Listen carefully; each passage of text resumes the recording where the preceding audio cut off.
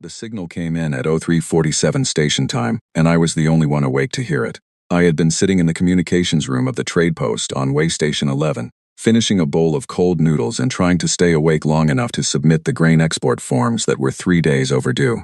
My eyes hurt. My back hurt. The fluorescent light above my desk had been flickering for a week and nobody had fixed it. I was thinking about that light, about how I was going to write a very firm note to the maintenance supervisor, when the signal came through. It was a standard emergency frequency, the kind every colonist learns to recognize from childhood drills. 2 short pulses, 1 long repeated.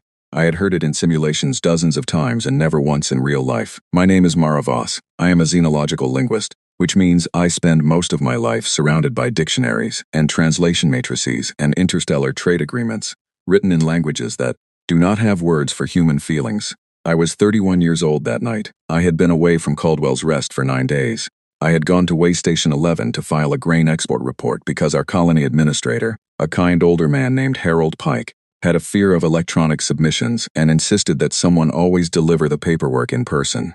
I used to find that frustrating. Harold Pike saved my life without knowing it. The signal was coming from Caldwell's Rest. I remember the exact feeling in my chest when I confirmed the frequency.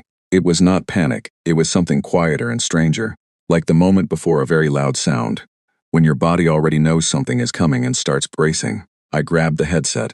I opened the emergency channel. I said my name and my clearance code and asked for a status report. There was nothing, not static, not silence exactly. Something between the two. A kind of hollow breathing emptiness that communication professionals call a dead channel. It means the transmitter on the other end is still running, but nobody is speaking into it. I spent the next 40 minutes trying every channel assigned to Caldwell's Rest. The colony administrator's line, the agricultural coordination office, the medical station, the school, which had a small transmitter the children used for their science projects. I tried them all. I got the same hollow breathing every time. The first visual came through on the news feed at 0431. I will not describe what I saw in detail. I do not think I am able to. What I will say is that Caldwell's Rest had been home to 22,400 people. It had fields of amber grain that stretched so far you could not see where they ended. It had a small river called the Wicklow that flooded every spring and drove Harold Pike to despair every year. It had a bakery on the main street run by a woman named Clara Norris, who made a particular kind of rye bread that I had been eating since I was 6 years old. It had a school and a clinic and a community hall where people gathered for festivals and town votes and the occasional very poorly organized talent show. It had my mother. Her name was Eloise Voss. She was 58 years old, and she grew a garden behind our family house that produced the best tomatoes I have ever tasted in my life. It had my brother. His name was Owen. He was 26. He laughed at everything, even things that were not funny, because he had decided early in life that laughter was a more efficient response to the universe than worry. The images on the news feed showed none of those things. What they showed instead was ash and smoke and ruin. What they showed was the aftermath of something so deliberate, so thorough, and so efficient that it could only have been planned. This was not an accident. This was not a natural disaster. This was a choice. Within the hour, the identification was confirmed. The Vothkai, an expansionist species from a cluster of systems 2 jump points to the galactic east. Humanity had known of them for 20 years. There had been diplomatic contact, trade negotiations, several moments of significant tension, and always, eventually, a careful mutual backing down. The xenopolitical community had categorized them as cautious, calculating, and extremely unlikely to initiate open conflict with humanity because the math simply did not favor it. The xenopolitical community had been wrong. The Vothkai issued a statement. I received a copy because translation requests were automatically routed to any licensed xenological linguist within signal range. I translated it sitting at my desk with cold noodles in front of me and a flickering light above me, and my hands did not shake, which surprised me because everything inside me was shaking. The statement described Caldwell's Rest as a territorial assertion, not an attack, not a strike. A territorial assertion, which in Vothkai diplomatic language means the establishment of a boundary through demonstrated force.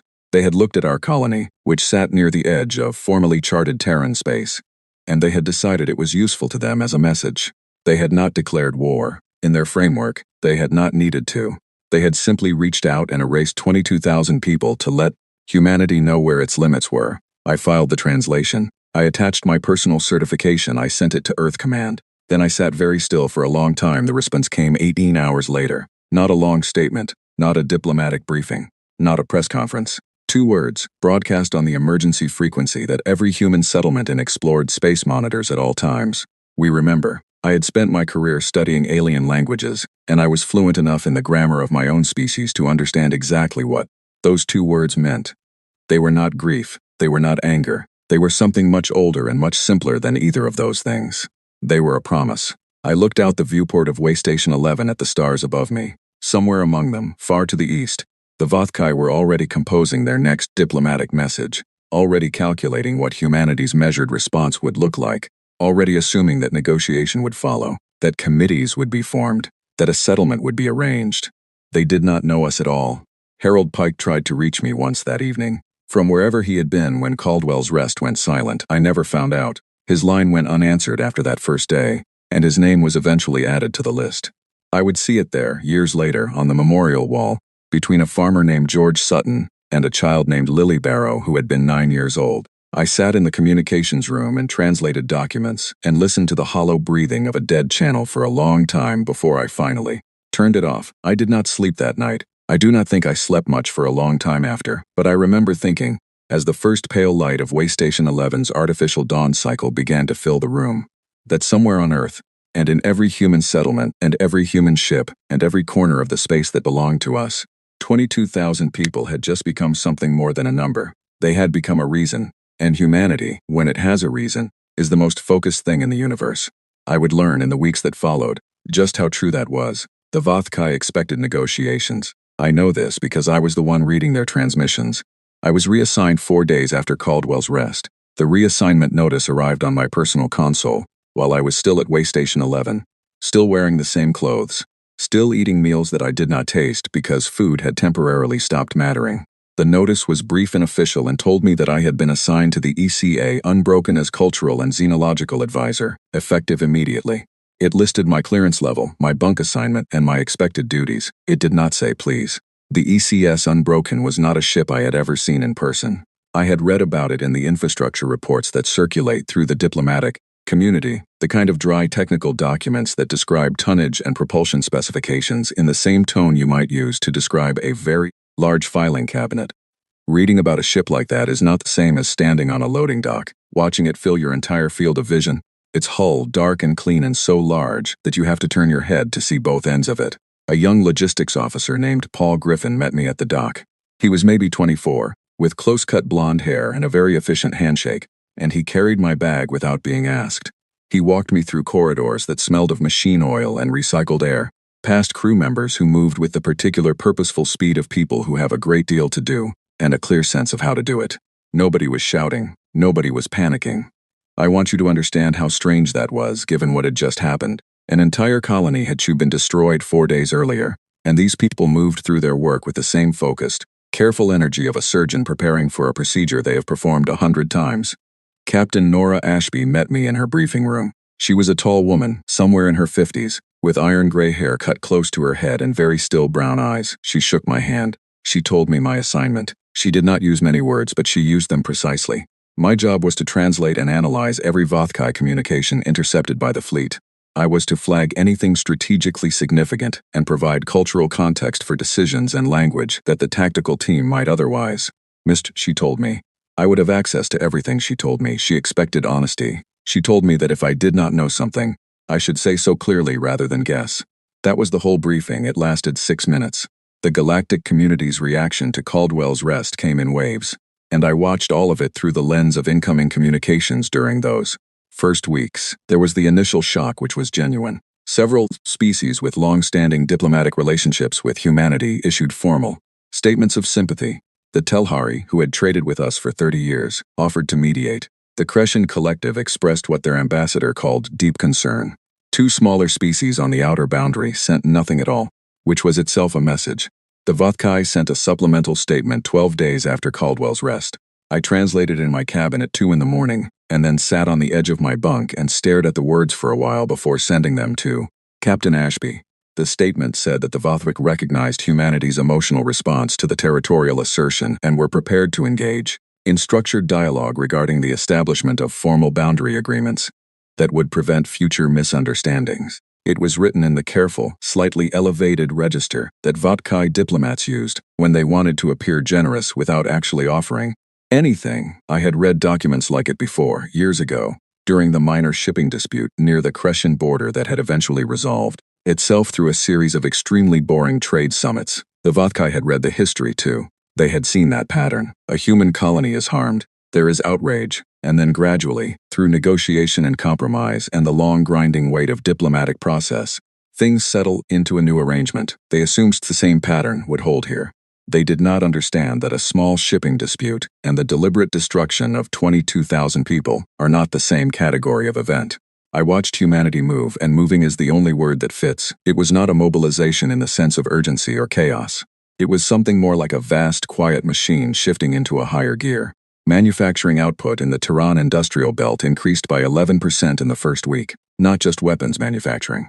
Food processing, fuel refinement, long-range communication infrastructure, medical supply chains, everything. Every system that keeps a large fighting force operational over a long period of time began scaling up at once. Shore leave was canceled across 37 fleets.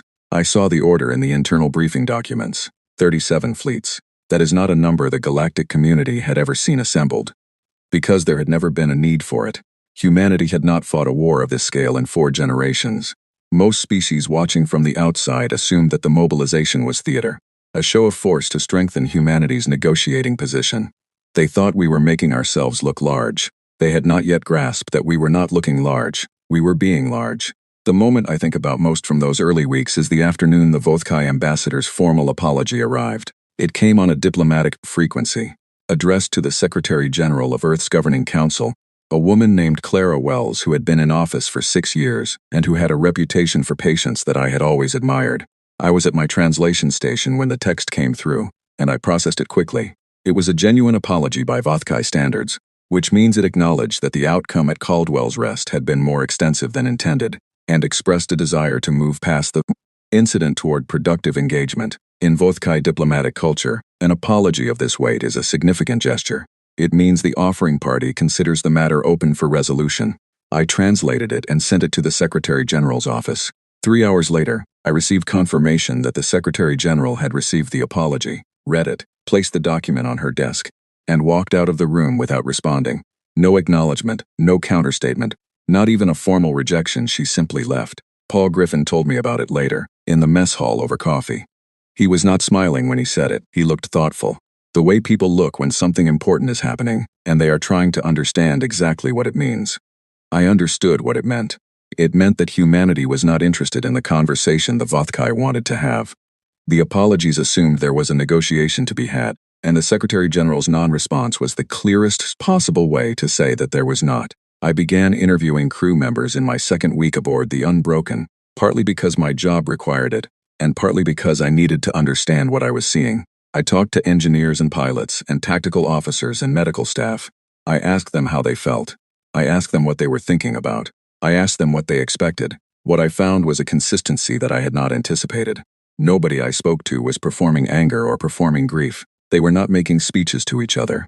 They were not crying in the corridors. They moved through their days with a kind of settled interior heaviness that I eventually understood was not sadness and was not rage but was something older than either. It was purpose, the simple, immovable sense of being entirely certain about what you are doing and why you are doing it. One of the engineers, a man named Callum Hayes, told me something that stayed with me. He was from a colony himself, a small mining settlement that he had not been back to in 3 years. I asked him if he was angry about Caldwell's Rest. He thought about it for a while, turning a calibration tool over in his hands, and then he said, "No, angry is not the right word. When someone harms something you love, you do not feel angry. Exactly, you feel responsible." I wrote that down in my personal notes. I kept writing it down over and over for months afterward. When someone harms something you love, you feel responsible. The galactic community watched all of this, and most of them still did not understand what they were seeing. The Telhari ambassador made a second offer to mediate. The Crescents published a long analysis paper suggesting that a bilateral summit could resolve the underlying territorial disputes. 2 younger species in the outer boundary formally asked whether humanity intended to observe the galactic accords on proportional response. Humanity's answer to each of these inquiries was polite, prompt, and completely empty of any actual commitment. "We will take your offer under advisement," We appreciate your concern. We are evaluating all options. The words were diplomatic, and the meaning was nothing. Or rather, the meaning was everything. If you knew how to read the silence underneath the words. On the 41st day after Caldwell's rest, the fleet assembled at the jump point. I watched from a viewport in the briefing deck. I want to describe the scale of it accurately because I think it matters. This was not a punitive strike force. This was not a squadron or a battle group. There were ships at that jump point that carried manufacturing equipment and medical facilities and long-range communication arrays. There were ships carrying enough food and fuel to sustain an operation for 2 years. There were ships I did not recognize from any classification catalog I had ever studied. And there was the ECS Unbroken, which took its place at the head of the formation with a quietness that felt almost gentle. No speeches were broadcast. No final declarations were made. Captain Ashby stood on the bridge and gave the order to begin the jump sequence, and the engines of the first ship in line fired, and then the next, and then the next, in a long steady sequence that took almost 20 minutes to complete, each ship disappearing into the fold of space in its turn, like a sentence written in light. I stood at the viewport and watched until the last ship was gone, and there was nothing left but empty space and stars. I thought about Owen, my brother, and the way he laughed at everything. I thought about my mother's garden. I thought about Clara Norris and her rye bread and Harold Pike and his fear of electronic forms. I thought about what happens when a species that built its entire civilization on the understanding that every single person matters is shown, very clearly and deliberately, that someone disagrees. Then I went back to my translation station because there was work to do. The Vothkai High Command expected a strike against their military assets. I know this because I read their internal communications every day for 91 days. And the pattern of their assumptions was very clear in the language they used. They expected targeted engagement. They expected humanity to hit the nearest Vothkai military installation, perhaps 2 or 3, to demonstrate capability and express displeasure. They expected that this show of force would create the conditions for negotiation. They prepared their military assets accordingly, moving their most capable warships into defensive positions around their primary systems and pulling their border installations into tighter formations that could absorb a strike and still function. They were very good at military strategy, by galactic standards. I want to say that clearly and honestly. The Vothkai were not a foolish species. They were experienced, calculating, and capable. In a conventional military engagement, they would have been a serious and difficult opponent. But they prepared for the war they expected, and humanity fought a different war entirely. The first action of the campaign did not target a single warship. It targeted the automated fuel processing station in the Karath Belt, a sprawling industrial installation that refined the specific isotope that powered 92% of the Vothkai fleet. It was not a military target in the traditional sense. It was not defended heavily because nobody had considered it a priority. Within the first 9 hours of the campaign, it ceased to function. The Vothkai High Command's internal communications that night registered something I had not expected to see in their language. Not anger, confusion. The second action, 3 days later, targeted their primary shipyard network, not the warships already built and stationed, the facilities that built new ones, the dry docks and the hull-forming stations and the component assembly lines. The Vothkai moved to defend them, and there were engagements, real ones, costly in the way that any real engagement is costly, but the result was the same. I translated their communications from my station aboard the Unbroken, and I watched the language shift day by day. In the first week it was confident and technical, the language of commanders who believe they understand the situation. Soon the second week a new word began appearing, one that does not translate cleanly into English, but that I rendered as something close to unscripted.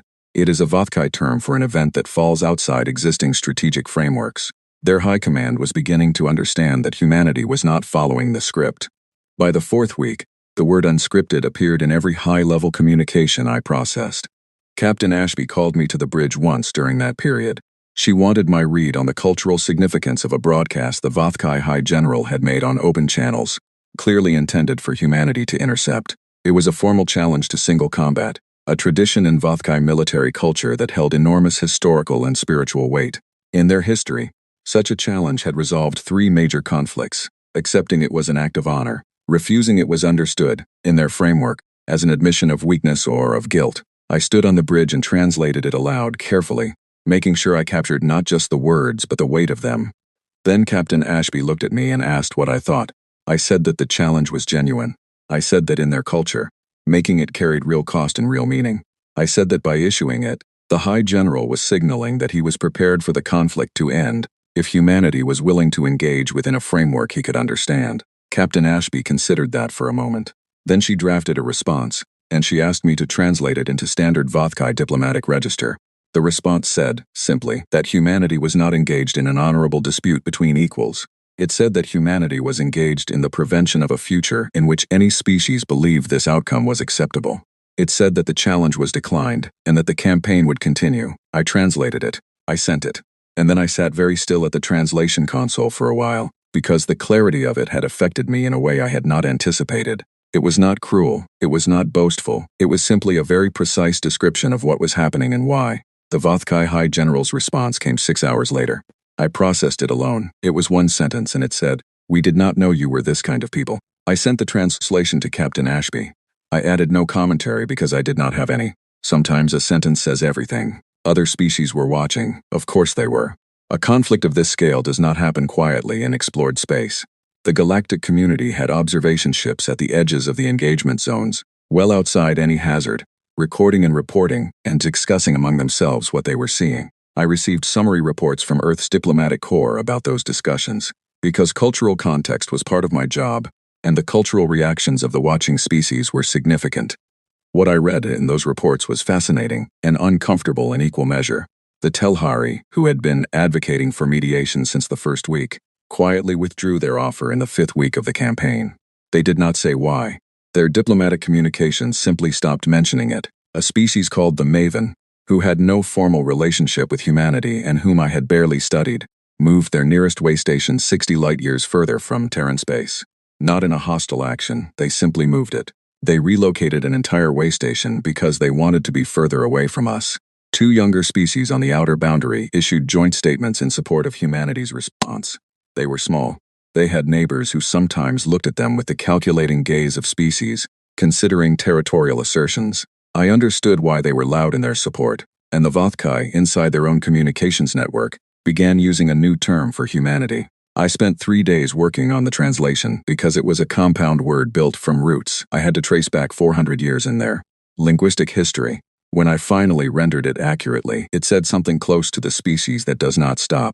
I included the translation in my weekly briefing to Captain Ashby. I noted that in Vothkai cultural context, a name given to an opponent in wartime carries a weight that is almost ceremonial. Naming your opponent, something means you have accepted that they are genuinely different from what you expected. I did not tell Captain Ashby what I felt when I read that phrase. I kept that for myself. What I felt was not pride exactly. It was something more complicated. It was the feeling of understanding something very clearly that you had only partly understood before. I had always known, intellectually, that humanity was unusual among the species of explored space. Our history was longer, our conflicts more numerous, our recovery from catastrophe more consistent, and our capacity for both great harm and great care was wider than most species were comfortable thinking about. I had known this the way you know a fact you have read in a book. Out here, watching the campaign unfold, I was learning it the way you know something you have seen with your own eyes. Callum Hayes, the engineer who had told me about feeling responsible, found me in the corridor outside my cabin one evening in the 7th week. He looked tired in the way that everyone on the ship looked tired, a deep structural tiredness that came from the weight of sustained, purposeful effort. He asked if I had eaten. I said I thought so. He handed me a packaged meal from the mess hall and told me to eat it, and then he stood there for a moment, looking at me with an expression that was hard to read. He said, "You're thinking about what we're doing, aren't you? Not the how, the what." I told him that was my job. He nodded slowly. Then he said something that I have turned over in my mind many times since. He said, "I think about the colony sometimes, not what happened there, what it was before. I think about the fact that someone decided it didn't matter, that 22,000 people could just be a message, and I think that the only honest response to that is to make sure nobody ever decides that again." He went back down the corridor before I could say anything. I stood there holding the packaged meal and thinking about what he had said for a long time. I think that was the moment I fully understood what I was watching. Not a war of anger or grief or national pride or territorial defense in any conventional sense. Something simpler and harder than any of those things. The decision, made clearly and collectively, that some lines cannot be crossed and survive unchallenged. That a civilization which lets this pass without a full answer is not a civilization that will last. The Vothkai last fleet made its stand in the 91st day of the campaign, in the deep space above their homeworld. I was in the translation room when the tactical feed came through. I did not need to translate anything in those hours. My work was done. I sat and watched the display screens instead. It was not fast. Nothing in space combat is fast, despite what entertainment media suggests. It was a long, careful, methodical process, and the outcome was not in doubt after the first 12 minutes, though it took many hours to reach its conclusion. I thought about Owen. I thought about the way he laughed. I thought about the fact that he had been 26 years old and had never left the colony and probably had plans. The way 26-year-olds always have plans, things they were going to do, and places they were going to see. I thought about my mother in her garden. I did not cry. I had already done my crying in private in the first days. What I felt watching that display was something very still and very final, like a door that has been standing open for a long time, slowly closing. The Vothkai High Speaker was a tall being, older by their reckoning, with the deeply formal bearing of someone who has spent a long career in positions of significant power. I had processed his communications for 3 months. I knew his speaking patterns, the particular rhythms of his formal language, the phrases he used when he was uncomfortable but maintaining composure. I recognized all of that when I sat across from him at the table, because he was using all of it at once. This was the formal proceedings. The ending of the campaign had taken 91 days to achieve, and 16 days to formally arrange after the final engagement. The proceedings were held aboard a neutral station on the edge of Vothkai territory, in a room that had been prepared with careful attention to the protocol requirements of both species. I was there as translator. Captain Ashby was there. 3 admirals were there. A small number of Vothkai officials sat across from us, and none of them looked the way I had expected. I had expected something close to hostility, or at minimum the defended pride of a species accepting defeat on its own terms. What I found instead was a quality I did not immediately know how to name. It was something like the look of a person who has been very certain about the nature of the world, and has recently had the entire structure of that certainty removed. The High Speaker began with a prepared statement. It was formal and precise and covered the expected elements: acknowledgement of the outcome, acceptance of the process, the standard diplomatic language of a party that has lost and is conducting itself with appropriate gravity. I translated it steadily and cleanly. Then Earth's lead negotiator, a woman named Grace Pullman, who had spent 30 years in the diplomatic service, and who had the particular stillness of someone who has sat in very difficult rooms many times, presented humanity's terms. They were not the terms the Vothkai expected. I know this because I watched the High Speaker's face as Grace Pullman spoke, and I have spent enough time studying Vothkai communication to read the shifts in their expression with reasonable accuracy. What the Vothkai expected was territorial renegotiation, perhaps reparations, a formal treaty establishing new boundaries, the kinds of terms that follow a military defeat in the framework they understood. What Grace Pullman laid out instead was this: the Vothkai would disarm, completely. All military vessels above a certain specified size were to be decommissioned under human observation within 2 years. All military installation construction was to halt immediately. All existing military infrastructure was to be open to ongoing human inspection without prior notice in perpetuity. Not for 10 years. Not for a treaty period. Permanently, the Vothkai were also required to issue a full accounting of the events at Caldwell's Rest, in complete detail, to be broadcast on every open frequency accessible to all species in explored space. Not a diplomatic statement, a full accounting. Names, methods, decisions, the chain of command that gave the orders. All of it made public forever, and they were required to rebuild. Not Caldwell's Rest exactly, because the rebuilding of Caldwell's Rest was already underway, and humanity had not waited for anyone's permission to begin it. But they were required to contribute to a fund for the families of the people who had died, not as punishment, as acknowledgement. The distinction mattered. The High Speaker listened to all of this through my translation. Then there was a long silence, and he asked a question. The question was quiet and very direct. It said, "Why did you not simply end us?" I translated it for Grace Pullman. She looked at me for a moment, and I think she was considering whether to answer, and then she nodded very slightly and answered Grace. Pullman said, "Because this is not about what we are capable of doing to you. It is about what you will never be capable of doing to anyone." I translated it into Vothkai. The High Speaker was quiet for a long time, then he said one sentence, and I translated it back. He said, "We did not believe you would respond this way." Grace Pullman said, "Everyone believes that, until they don't." The proceedings continued for 2 more days, covering the technical details of disarmament schedules and inspections protocols, and the specific format of the public accounting. I translated all of it. I kept my voice steady and my pace consistent, and I did my job accurately, because that is what I am trained to do, and because it mattered. Every word of it mattered. And I was not going to let grief or exhaustion or the weight of everything I was carrying make me careless. On the final evening, After the last session, I was sitting alone in the small room assigned to me on the neutral station. Paul Griffin had brought me coffee, which was now cold on the desk beside me. I was looking out a narrow viewport at the stars. Callum Hayes knocked on the open door he had become, over 3 months, something close to a friend, in the specific way that people become close when they are doing something very difficult together. For a long time he sat down without being invited, which was a thing friends do. He did not say anything for a while. We sat together in the quiet. Then he said, "Is it what you thought it would be?" I thought about that honestly.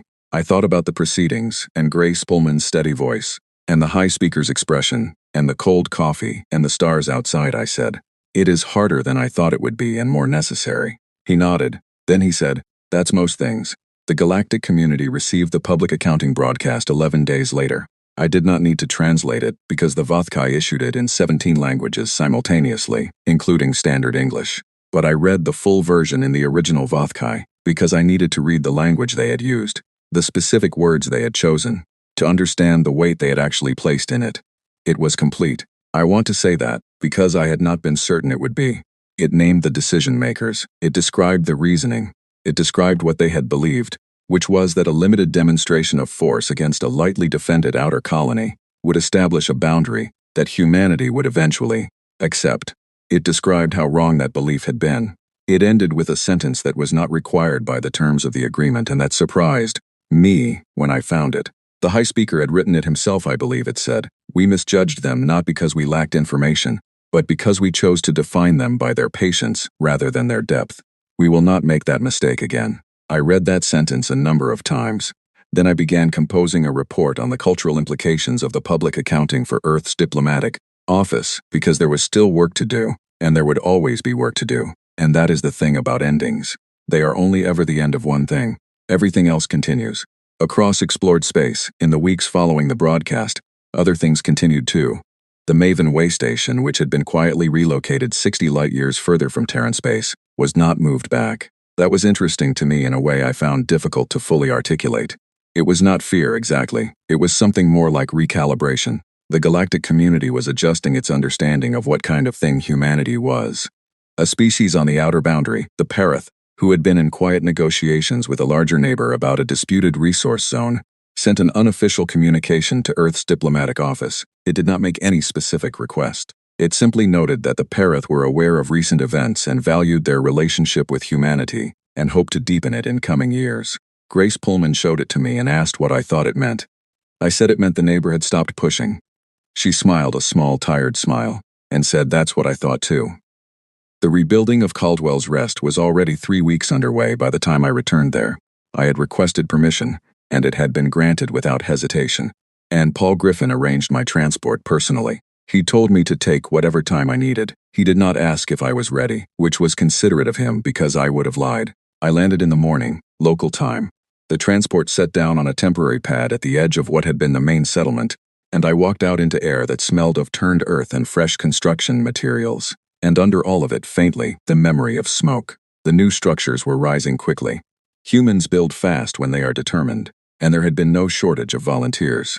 I passed teams of people setting foundations, running cables, marking out the paths of streets that would follow the original grid as closely as the surveyors could manage.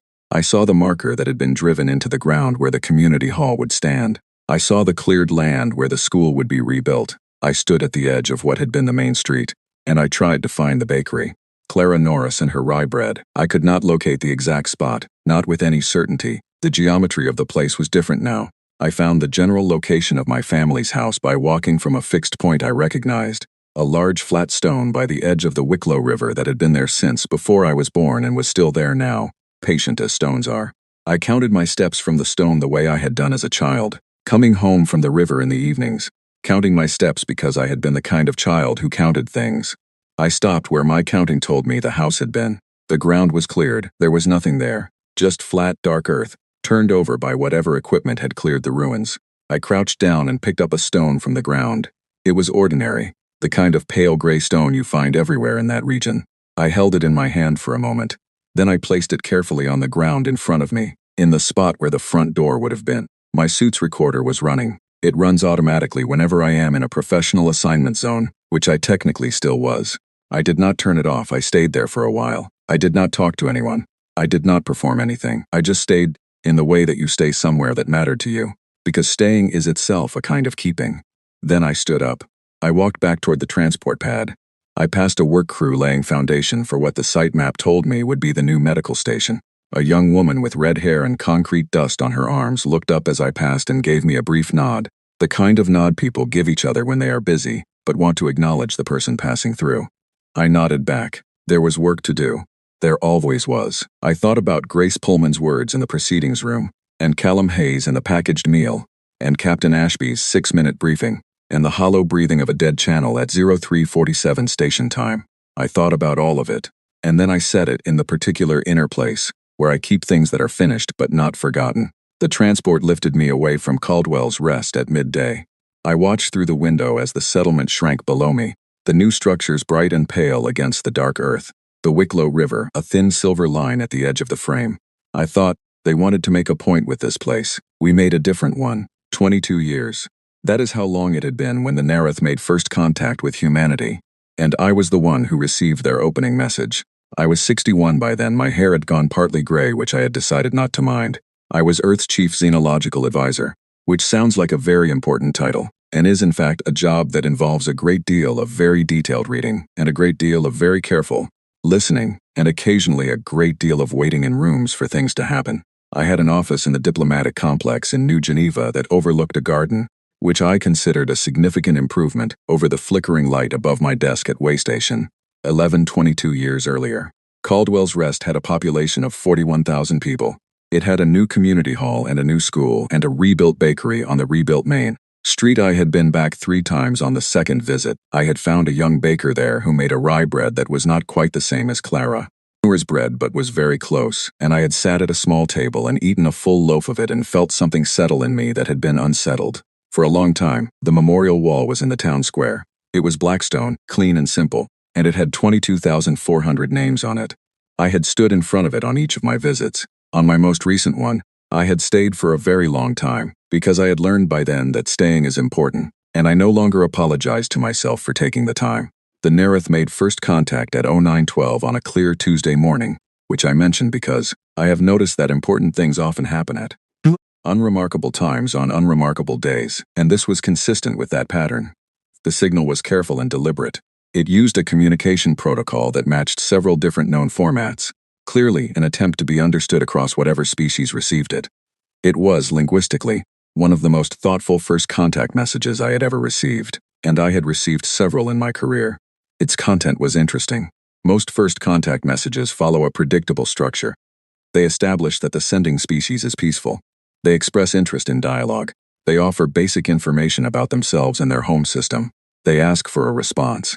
It is a reasonable template, arrived at somewhat independently by most species that survive long enough to develop the technology.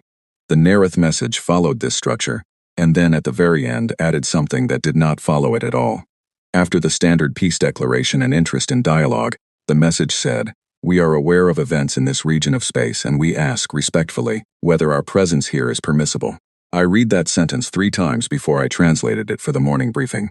Then I translated it exactly, word for word, and said nothing else about it until Grace Pullman, who was still in her position after all these years, asked me what I thought it meant.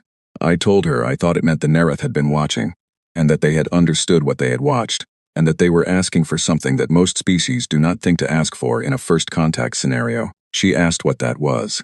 I said, "Permission." The room was quiet for a moment. Then one of the junior advisors, a young man named Peter Cole, who had only been in the office for 2 years and still had the particular alertness of someone for whom everything was new, said, "That's never happened before, has it?" I told him I did not believe it had. Grace Pullman said, "What does that tell us?" I thought about it carefully, because careful thinking was the job, and I had learned over 22 years not to skip that step even when I felt certain. Then I said, "It tells us that word has reached them. It tells us that our reputation is now a thing that precedes us into conversations we have not yet had. It tells us that at least one species, learning about humanity from a distance, has decided that asking is safer than assuming." There was another silence. Peter Cole said, "Is that good?" I considered the question seriously. I had been considering a version of it, in one form or another, for 22 years. What humanity had become in the galaxy was not the monster some distant commentators had imagined after the campaign. It was not a conqueror. It was not an empire. It was something harder to name and perhaps more lasting than either of those things. It was a boundary, a fixed point in the shared understanding of explored space that said, without saying it in words, that some decisions cannot be reversed and some lines, once crossed, lead somewhere you do not want to go. The Vothkai disarmament had been completed 18 months after the proceedings, under human observation, as agreed. Their inspection program was ongoing. I had read every report. They had been entirely compliant, not because they had been forced into submission in any simple sense, but because the accounting they had made public had changed something internal to their own culture. A species that has told the full truth about a terrible decision it made, to everyone, cannot easily pretend afterward that the decision was reasonable. The public accounting had been intended as a term of the agreement. It had become, over time, something more like a reckoning. The High Speaker had retired. His successor had sent humanity a brief note on the 15th anniversary of the proceedings. It said only that the Vothkai were grateful for the terms that allowed them to continue existing as a people, and that they thought about Caldwell's Rest every year, on its anniversary. I had translated it and filed it, and thought about it for several days afterward. The Maven way station was still 60 light-years further from Terran space than it had been. They had eventually explained the decision in a diplomatic document that was very carefully worded, but that essentially said they had no hostile intentions and simply preferred a margin. I had not found that offensive. I had found it honest. Several smaller species had deepened their diplomatic relationships with humanity over the years. The Perith's neighbor had in fact stopped pushing. The Perith had eventually told us that directly in a formal communication, and had expressed something that translated roughly as relieved gratitude. And the Nereth were asking permission. I told Peter Cole that I thought it was on balance good. Not in a simple or uncomplicated way, but good. Because the alternative, I said, is a galaxy where nobody asks permission, and everyone assumes they can take what they want from whoever is too small to stop them, and we have already seen where that leads. He nodded slowly. Grace Pullman asked me to draft the response to the Nereth. I said I would.